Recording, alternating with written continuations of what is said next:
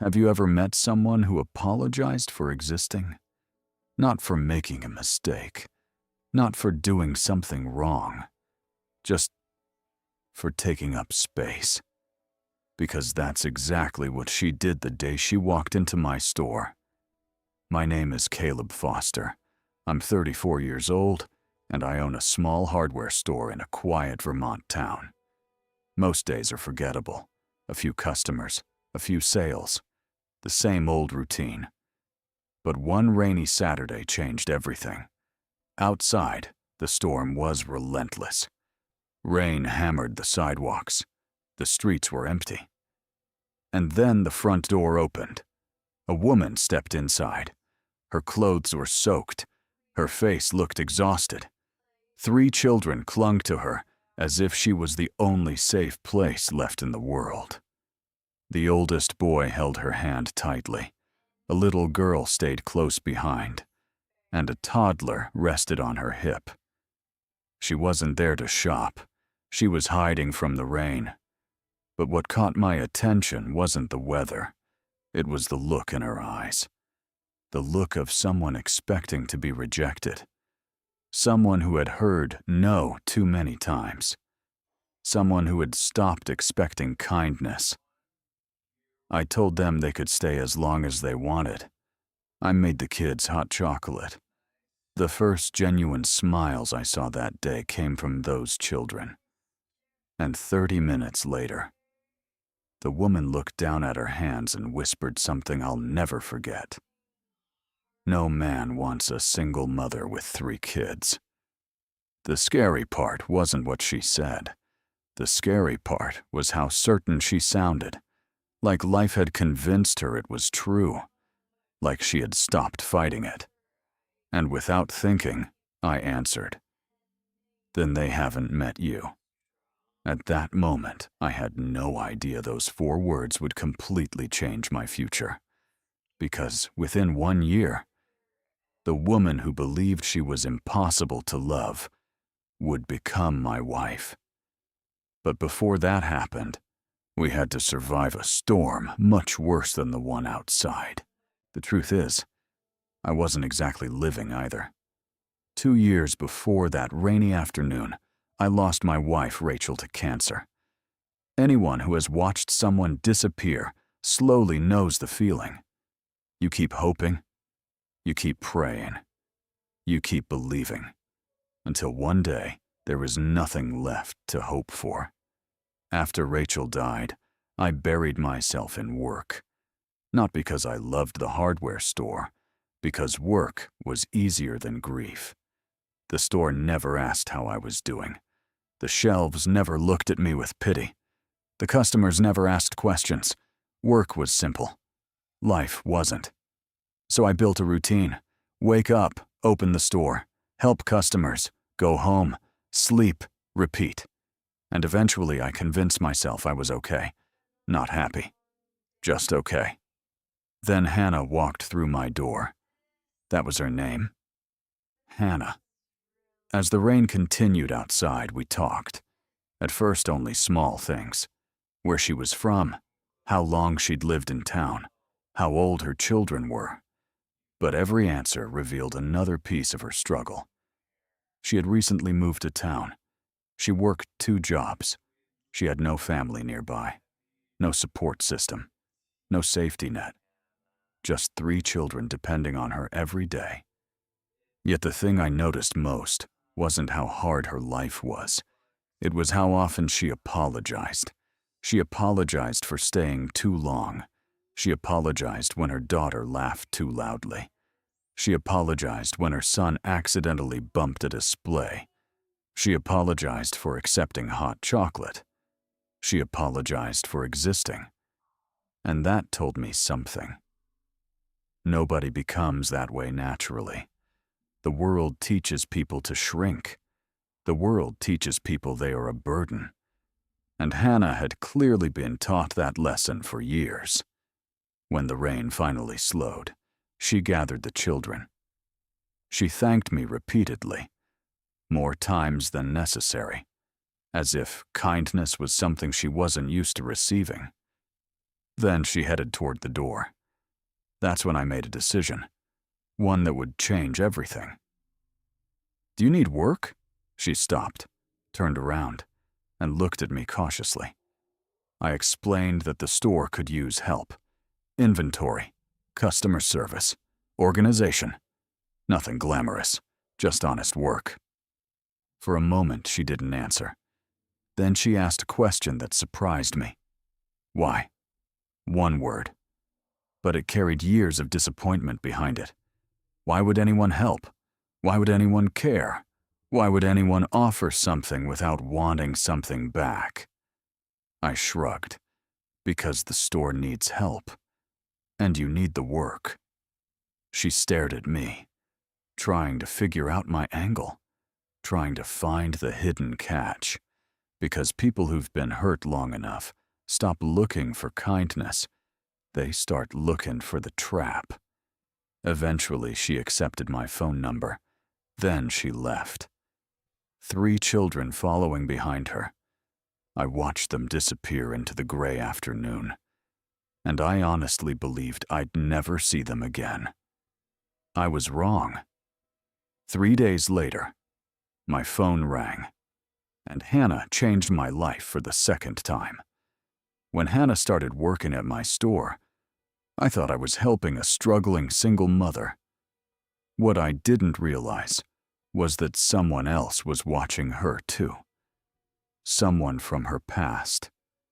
Someone who wasn't willing to let her go.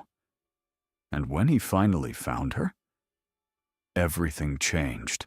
3 days later, my phone rang. I almost didn't answer.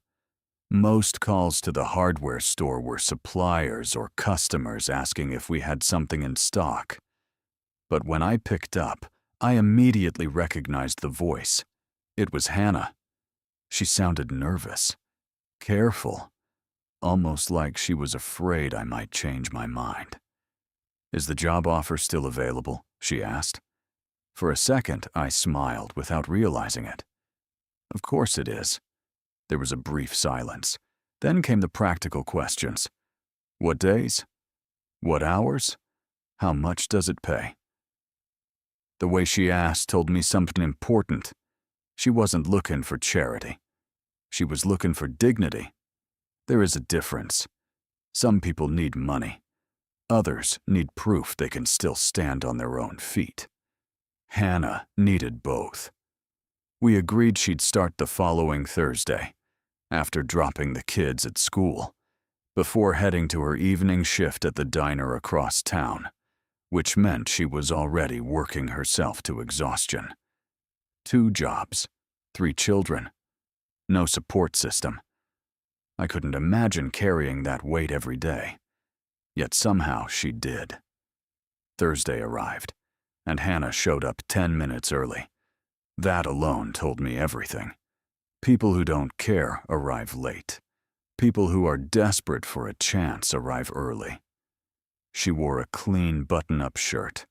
Her hair was neatly tied back, and she carried herself with the seriousness of someone reporting for an interview instead of a part-time job. I showed her around the store, the inventory, the register, the storage room, the outdated notebook where I tracked stock because I never bothered buying software.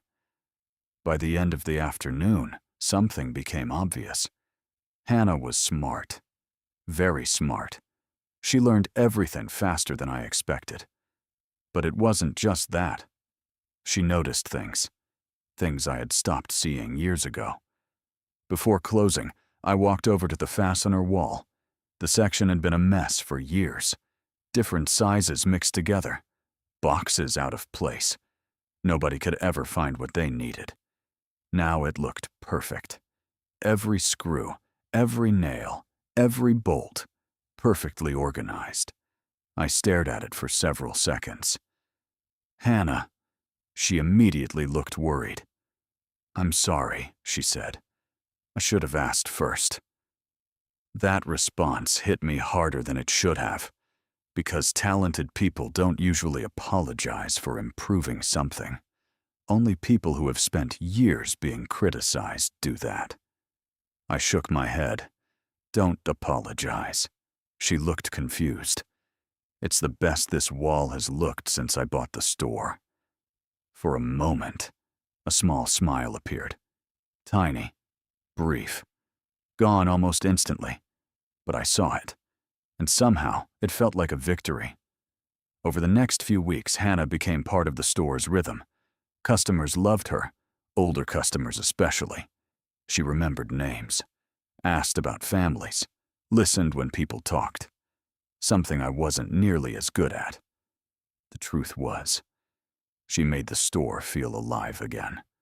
For years, the building had simply existed. Now it felt warm, human, like a place people wanted to be. And little by little, the kids became part of that rhythm too. Eli, Sophie, and little Ben. On days when Hannah couldn't find childcare, they came with her. Eli would sit quietly doing homework. Sophie filled the store with drawings, and Ben usually napped in a portable playpen near the counter. I told myself I didn't mind, because they were well-behaved. But that wasn't the real reason. The real reason was simpler. For 2 years, my life had been silent. Now there was laughter again, questions, conversations, noise, and I hadn't realized how much I missed it. One afternoon, Eli looked up from his homework. Kids have a way of asking questions adults avoid, and that's exactly what happened. Did you have kids with your wife? The question caught me off guard. Across the room, Hannah immediately froze. She looked embarrassed, protective, worried. But I shook my head. It's okay.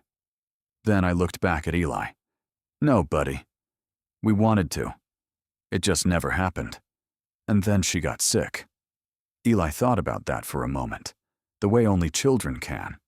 Then he said something I'll never forget. So you're alone too? The words hit harder than he knew, because he wasn't trying to hurt me. He was simply telling the truth. Children haven't learned how to hide truth yet. Before I could answer, he added, We're kind of alone too, but there's 4 of us. So it's not as bad. I had to look away, pretend I was organizing shelves, because suddenly my throat felt tight, and I didn't trust myself to speak. That was the moment everything changed. Not when I first met Hannah, not when she started working, not when she smiled. Right there, listening to an 8-year-old boy talk about loneliness. That's when I realized something. I wasn't just worried about Hannah anymore. I cared about all of them, and that terrified me. Because caring means risking loss, and loss was something I understood far too well. For a while, life felt peaceful, almost too peaceful. The store was busy, the kids were happy. Hannah smiled more often, and every day she seemed a little less afraid. But looking back now, those were the calm days before the storm, because something was changing. I noticed it before she said a word. She started checking the windows, watching the parking lot, looking over her shoulder. Sometimes she'd stare across the street, as if expecting someone to appear. Fear leaves fingerprints, and hers were becoming impossible to ignore. Then one Tuesday, she didn't show up. Not a call, not a text, nothing. I tried her phone, straight to voicemail. An hour passed, then another. And for reasons I couldn't explain, a knot formed in my stomach. Something felt wrong. Very wrong. Then finally, the front door opened. Hannah walked inside. Her face was pale. Her hands were shaking. And before I could ask what happened, she whispered 5 words. Words that changed everything. It's Derek. He found us. At that moment, I still didn't know who Derek was. But I was about to learn, because the man Hannah had spent months running from was finally standing at the edge of her new life. and he wasn't planning to leave quietly. When Hannah walked into the store that morning, I knew something was wrong. Her face was pale, her hands wouldn't stop shaking, and the fear in her eyes wasn't ordinary fear. It was the kind of fear that comes from seeing a nightmare you thought was finally over. She sat heavily on the stool behind the counter. For several seconds, neither of us spoke. Then she looked at me and whispered, "He found us." I didn't need to ask who she meant. Somehow, I already knew. "Derek?" I asked. She nodded. And then the story she'd been hiding finally came out. Not all at once, piece by piece, the way people tell painful truths, slowly, carefully, as if saying them aloud makes them real again. The man she married wasn't always a monster, at least not in the beginning. According to Hannah, Derek had been charming, confident, successful, the kind of man people admired, the kind of man parents wanted their daughters to marry. Everyone loved him. Everyone except the people who lived with him, because some people wear masks, and Derek wore his perfectly. The controlling behavior didn't start immediately. It never does. It started with small things. Questions disguised as concern, comments disguised as advice, rules disguised as love.